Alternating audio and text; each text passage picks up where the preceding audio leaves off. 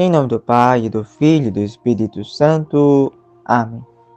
Inspirai, ó Deus, as nossas ações e ajudai-nos a realizá-las, para que em vós comece e para vós termine tudo aquilo que fizermos.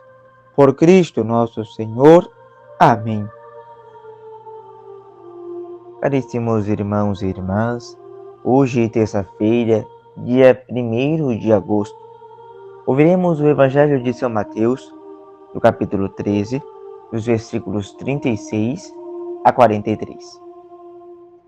Naquele tempo, Jesus deixou as multidões e foi para casa. Seus discípulos aproximaram-se dele e disseram: Explica-nos a parábola do joio. Jesus respondeu: Aquele que semeia a boa semente é o Filho do Homem. O campo é o mundo. A boa semente são os que pertencem ao reino. Os joios são os que pertencem ao maligno. O inimigo que semeou o joio é o diabo. A colheita é o fim dos tempos. Os ceifadores são os anjos.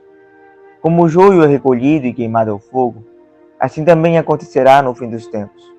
O Filho do Homem enviará os seus anjos, e eles retirarão do seu reino todos os que fazem outros pecar e os que praticam o mal. E depois os lançarão na fornalha de fogo. Ali haverá choro e ranger de dentes. Então, os justos brilharão como o sol no reino de seu Pai. Quem tem ouvidos, ouça. Palavra da salvação. Glória a vós, Senhor. Caríssimos irmãos e irmãs, no Evangelho de hoje, ouvimos uma vez mais a explicação da parábola do semeador. O Evangelho tem insistido na necessidade de semear o reino. Sim, fazemos isso com nossas atitudes. É urgente fazer o bem. É urgente fazer a caridade. No trecho que ouvimos hoje, chegamos a ver uma distinção tão grande entre aqueles que fazem a vontade de Deus, portanto os justos, aqueles que semeiam o reino, entre aqueles que não fazem a vontade do Senhor e que levam os outros a pecar, afastando-se de Deus e levando os outros também para longe do Senhor. Meu querido irmão, minha querida irmã, esta é uma triste realidade.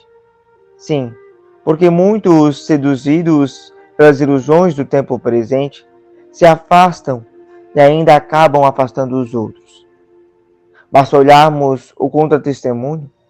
Sim, nossas contradições são capazes de afastar aqueles que começaram na fé há pouco ou aqueles que ainda não creem.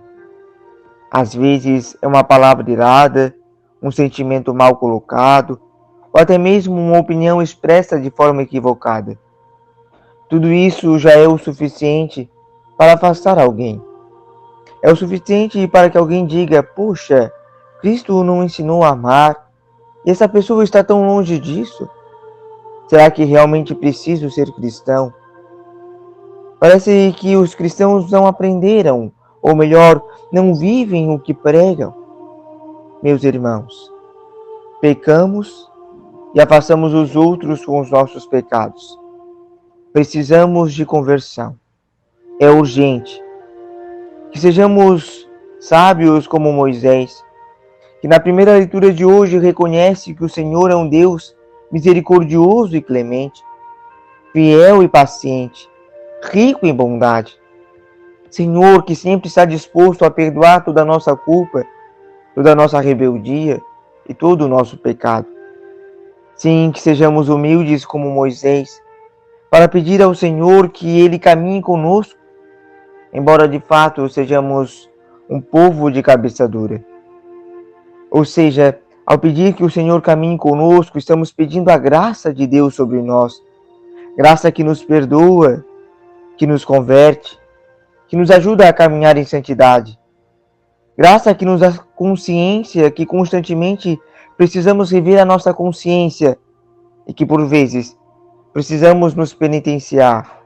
Sim, nos penitenciar a fim de vencer as nossas próprias fraquezas. Que por meio da oração, da confissão dos nossos pecados e das pequenas mortificações que abraçamos, possamos progredir em santidade. caminhando com o Senhor, porque santidade é graça e não um perfeccionismo de nossa parte.